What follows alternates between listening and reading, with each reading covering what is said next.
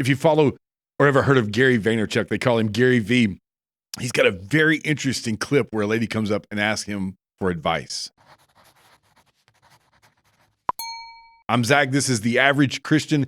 Gary V, I know some of you are Christians that are watching this, and you'll see his material and you'll think this guy cusses a whole lot. He didn't claim to be a Christian. He's an influencer, for lack of a better way to put it, but he's really good. He's a really good salesman, and he has a lot of really good advice. It's very interesting how much it relates to the Bible and Christianity. But this lady comes up to his car. He's in the back seat. Somebody's always driving him around. Yeah, he's that guy. And comes up to his window and says, "Hey, Gary V, I love you. Give me 3 words." Like, he's going to be the inspiration for the day. Give me 3 words, for the day. And he thinks for a second and he goes, "You're going to die." That's not what you would expect, right? But the point is, you're going to die. So do what? Use every moment, use every bit of energy, do everything you can to live, as well as possible and use this time. So you get the idea now. When you go to Philippians chapter 1 and you see Paul, who is in prison, not in jail, and you got to imagine Roman prison that's a lot harsher than our little, fluffy modern day prison system in some of our country.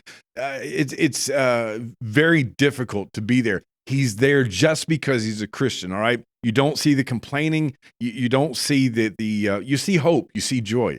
And then he starts talking about death in the midst of the conversation. He's writing to the brethren in Philippi, and you'll read that in Philippians chapter 1. And he writes to these brethren and he explains a dilemma that he has. Now, look, I'm trying to graduate to a bigger dilemma, if that makes any sense. The problems I had when I was a kid don't seem like anything now. My teenagers, I look at their problems and try to empathize. So I'm trying to graduate to this dilemma because I've got a bunch of my own. And I want you to listen to what he says here. He says in verse 21, he says, "For me to live is Christ," because he's that servant. He is driven. To live is Christ. To die is gain. So exiting here is option A. Leaving here is option A. Sounds weird. If you're not a Christian, you're listening to this, it doesn't make sense unless you give it some context. If I am to live in the flesh, that means fruitful labor for me, yet which I shall choose, I cannot tell. This is the ESV.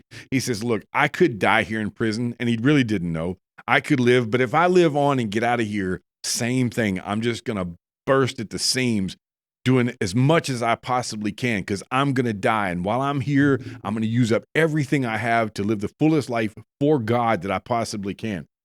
But it'd be much better to go on. He said, I can't even tell which one I would choose. Most of us aren't wrangling with that problem. Notice what he says. I am hard pressed between the two. A lot of us are hard pressed about some stuff. It just doesn't matter, right? Decisions that really, should I live in prison or live on and get out of prison, or should I just die and go on to be with the Lord? He says, I am hard pressed between the two. My desire is to depart and be with Christ, for that is far better. But to remain in the flesh is more necessary on your account.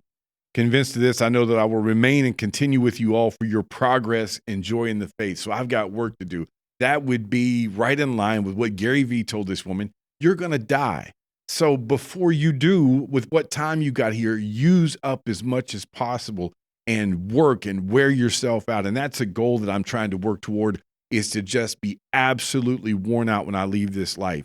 So yeah, you want encouragement for the day? Here's your 3 words. You're going to die.